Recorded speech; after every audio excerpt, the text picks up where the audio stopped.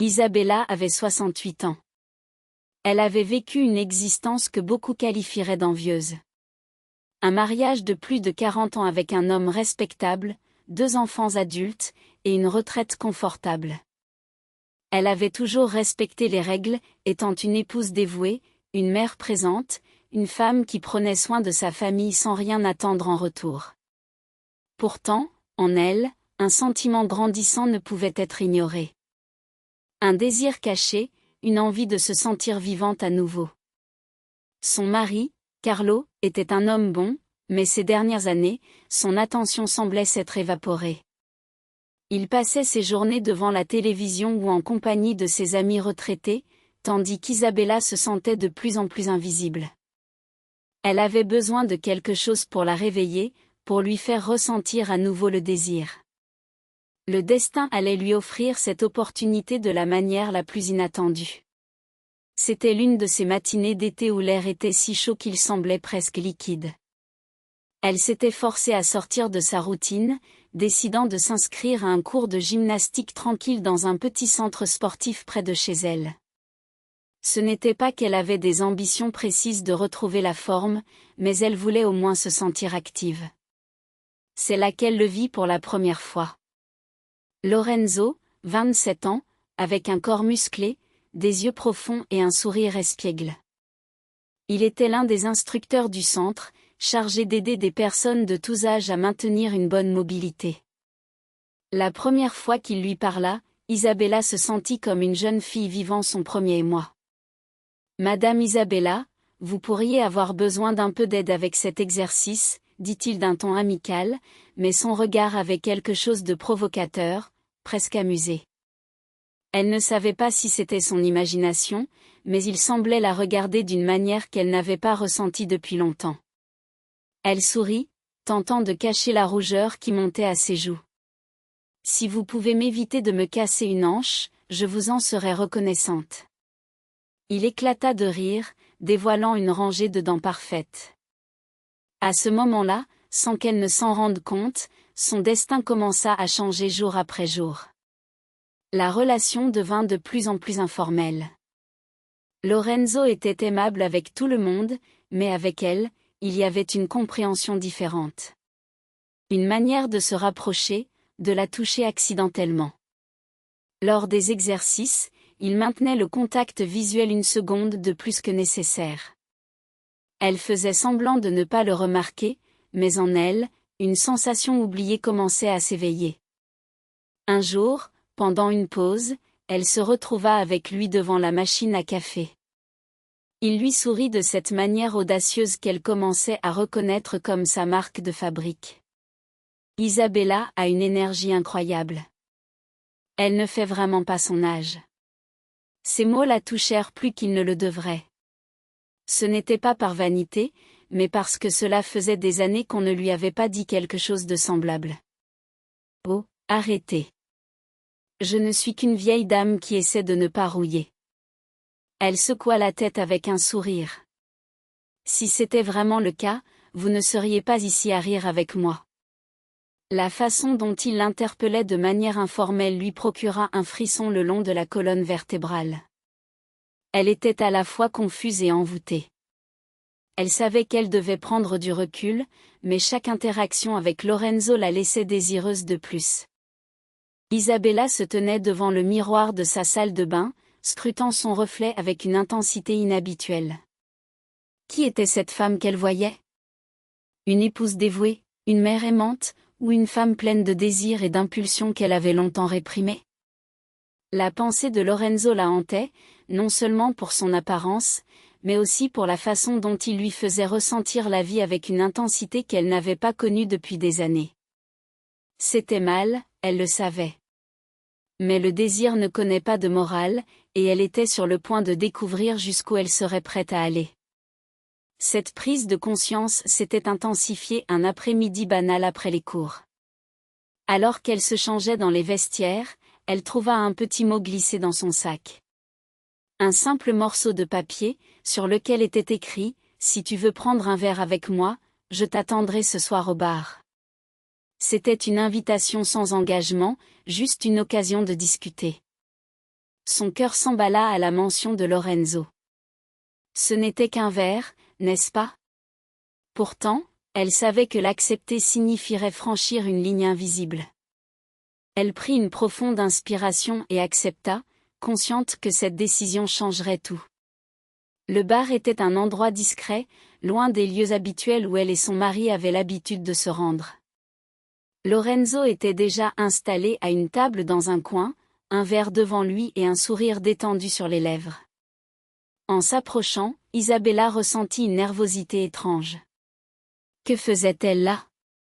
Était-elle simplement là pour discuter, ou savait-elle déjà au fond d'elle-même où cela pourrait les mener? Je pensais que tu ne viendrais pas, Isabella, dit-il en souriant, inclinant légèrement la tête.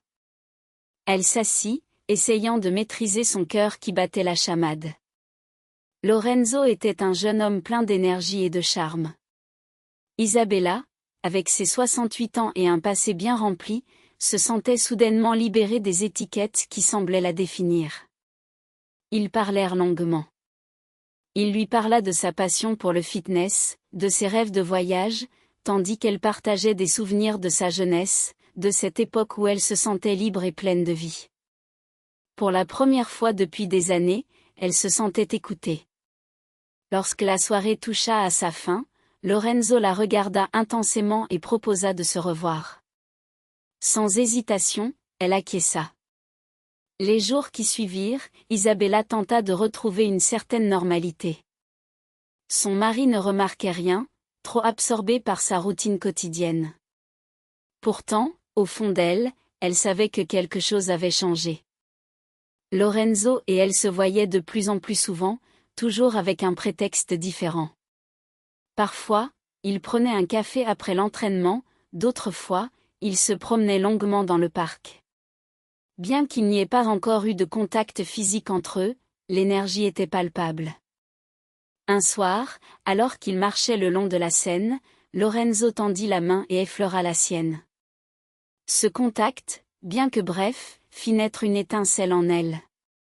Elle s'arrêta, le regardant dans les yeux. Que faisait-il?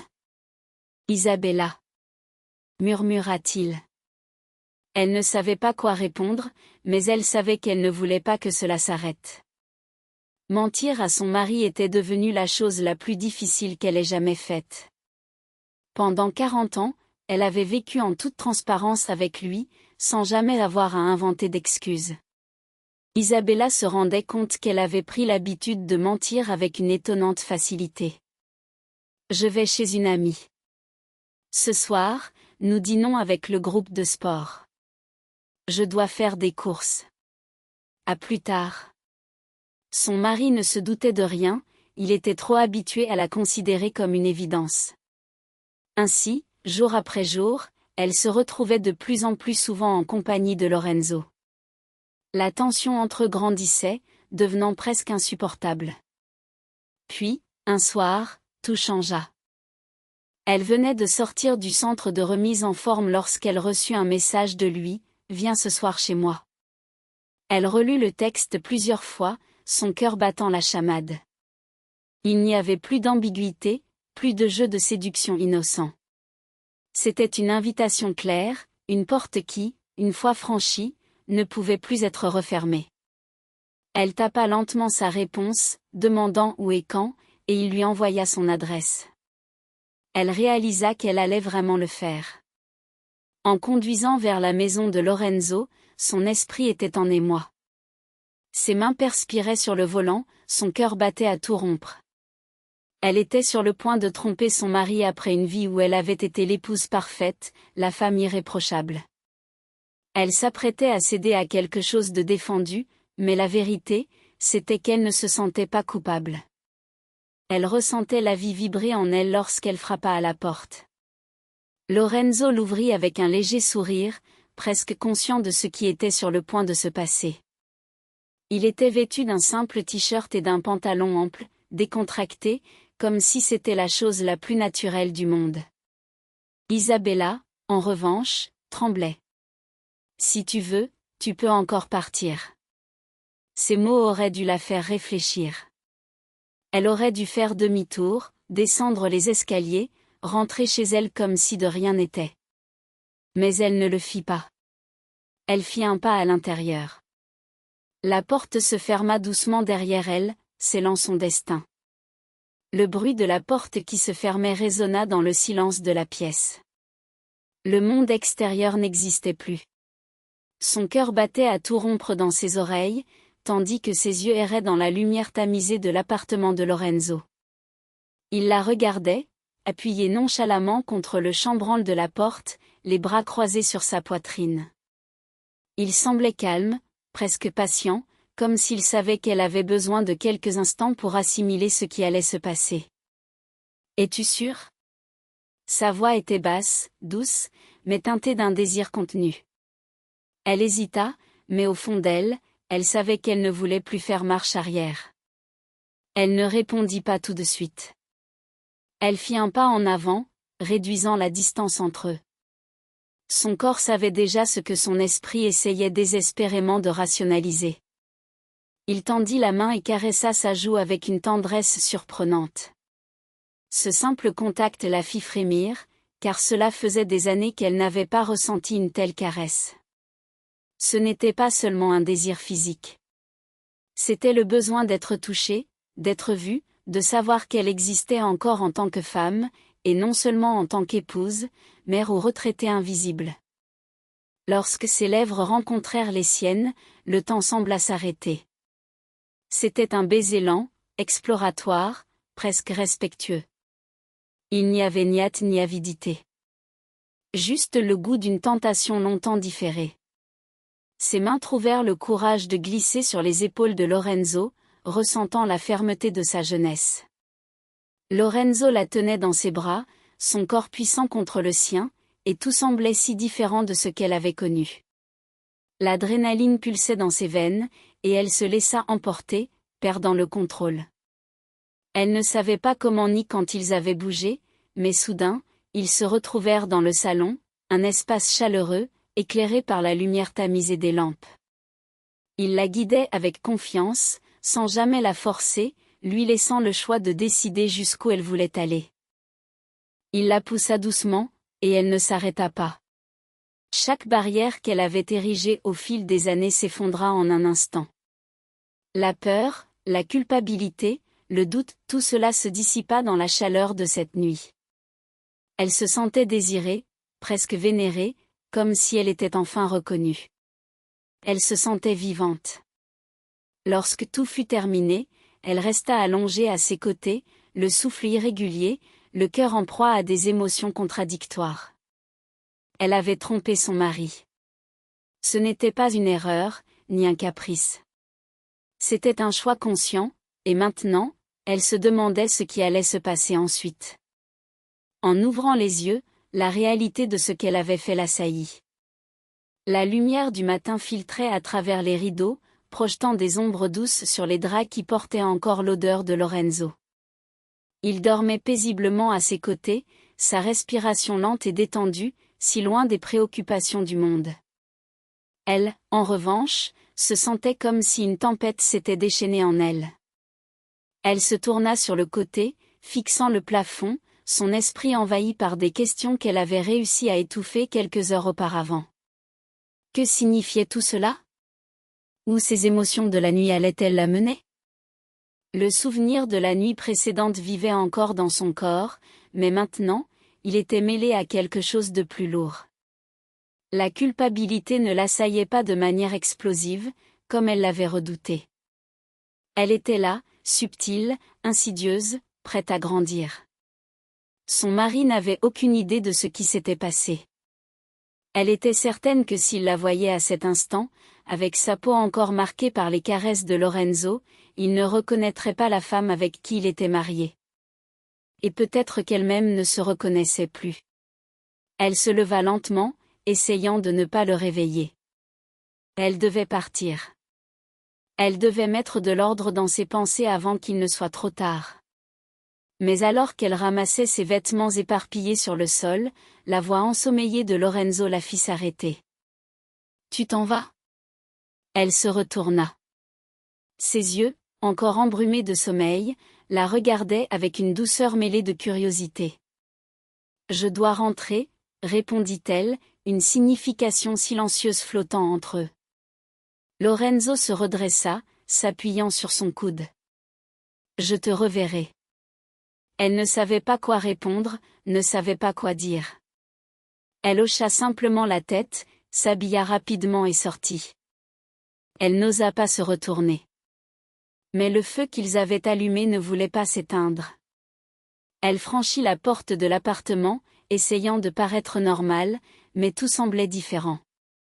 Son mari l'attendait dans le salon, plongé dans la lecture de son journal. « Où étais-tu » demanda-t-il sans lever les yeux. C'était une question innocente, sans arrière-pensée. « Je dormais chez Maria », mentit-elle, la facilité de ce mensonge la surprenant. Il hocha la tête et continua à lire, ne posant pas d'autres questions. Elle se dirigea vers la salle de bain et se regarda dans le miroir. Son reflet lui renvoyait l'image d'une femme qu'elle ne reconnaissait pas. Elle avait brisé toutes les promesses qu'elle s'était faites, mais elle ne ressentait pas le regret qu'elle aurait dû éprouver. Dans ce moment de solitude, elle comprit que sa vie avait pris un tournant irréversible. Isabella se tenait devant le miroir de la salle de bain, son cœur battant la chamade. La nuit qu'elle venait de passer avec Lorenzo l'avait laissée à la fois euphorique et perdue. Elle avait goûté à quelque chose qu'elle pensait avoir perdu à jamais, mais combien de temps cette illusion pourrait-elle durer? Elle se promettait de considérer cette nuit comme une erreur à ne pas répéter, mais les pensées de Lorenzo ne la quittaient pas. Le lendemain, son téléphone vibra avec un message. « Tu me manques déjà. J'aimerais te revoir si tu le souhaites.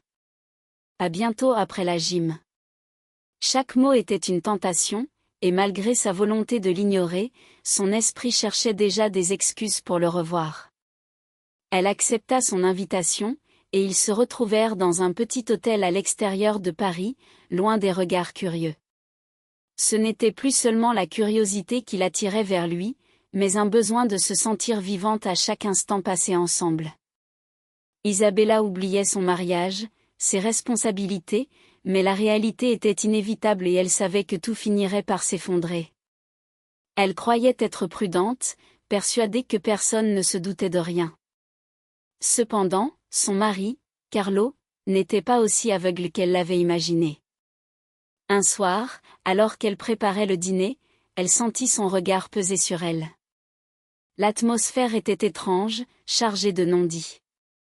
Soudain, il brisa le silence. « Il y a quelque chose que je dois savoir. » Elle se figea, son cœur s'emballant.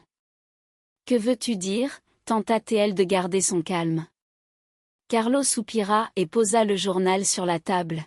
« Tu n'es plus la même, Isabella. Je te vois distraite, il y a un autre homme, n'est-ce pas ?» Elle nia, mais dans ses yeux, elle vit le doute. À cet instant, elle comprit qu'elle ne pouvait plus continuer à mentir. Elle vivait des jours difficiles, déchirée entre deux mondes. D'un côté, sa vie avec Carlo, pleine d'habitude et de la sécurité des années passées ensemble. De l'autre, la passion débridée avec Lorenzo, un désir qu'elle croyait éteint à jamais. Mais elle savait qu'elle ne pouvait pas avoir les deux. Allongée à côté de Carlo dans leur lit, elle se tourna pour le regarder. Ses cheveux grisonnants et ses rides profondes témoignaient des années qu'ils avaient partagées. Elle comprit qu'il n'était pas parfait, qu'il ne lui faisait plus ressentir cette spécialité d'autrefois. Mais il était son mari, et il méritait sa loyauté. Ce matin-là, elle envoya un dernier message à Lorenzo. « Nous ne pouvons plus nous voir. Merci de m'avoir rappelé ce que signifie se sentir vivante. Mais je dois retourner à ma vie. » Elle attendit une réponse, mais il ne répondit pas tout de suite. 1 heure plus tard, un simple « je comprends » arriva. « Je te souhaite le meilleur. » Et ainsi, tout se termina. Isabella retourna à sa routine avec Carlo, mais elle n'était plus la même femme. Elle avait goûté à l'interdit, et même si elle avait choisi de fermer cette porte, elle savait au fond d'elle qu'elle ne l'oublierait jamais vraiment. Certaines décisions changent une vie pour toujours, et elle venait de prendre la sienne. L'histoire était finie, mais Isabella savait que les échos de cette passion perdureraient dans son cœur, comme une mélodie douce amère qu'elle ne pourrait jamais vraiment effacer. Isabella se leva lentement, le soleil filtrant à travers les rideaux de leur appartement parisien. Elle se dirigea vers la cuisine, où l'odeur du café fraîchement préparé flottait dans l'air. Carlo était déjà là, plongé dans son journal, son regard concentré sur les nouvelles du jour. Elle se força à sourire en entrant dans la pièce, mais son cœur était lourd. « Bonjour, ma chérie », dit-il en levant les yeux, un sourire chaleureux illuminant son visage. « Tu as bien dormi ? » ?»« Oui, très bien, merci », répondit-elle, sa voix un peu plus faible qu'elle ne l'aurait souhaité. Elle se servit une tasse de café, essayant de cacher l'agitation qui bouillonnait en elle. Chaque gorgée lui rappelait les moments passés avec Lorenzo, les éclats de rire, les regards échangés, la passion. Mais elle devait se concentrer sur Carlo, sur leur vie ensemble. « Tu as des projets pour aujourd'hui ?» demanda Carlo, feuilletant les pages du journal. « Pas vraiment, juste quelques courses », répondit-elle, évitant son regard. Elle savait qu'elle devait être honnête, mais la vérité était trop douloureuse à admettre. Elle se sentait piégée entre la sécurité de son mariage et l'appel irrésistible de l'inconnu. Carlo se leva pour préparer le petit déjeuner, et Isabella s'assit à la table, perdue dans ses pensées. Elle se remémora la première fois qu'elle avait rencontré Lorenzo, lors d'un vernissage à Montmartre. Il avait cette aura magnétique, une passion qui l'avait immédiatement captivée. Leur connexion avait été instantanée, comme si le destin les avait réunis pour une raison. « Tu es là ?» demanda Carlo, interrompant ses réflexions. Il avait préparé des croissants chauds, et l'odeur les enveloppait comme une caresse.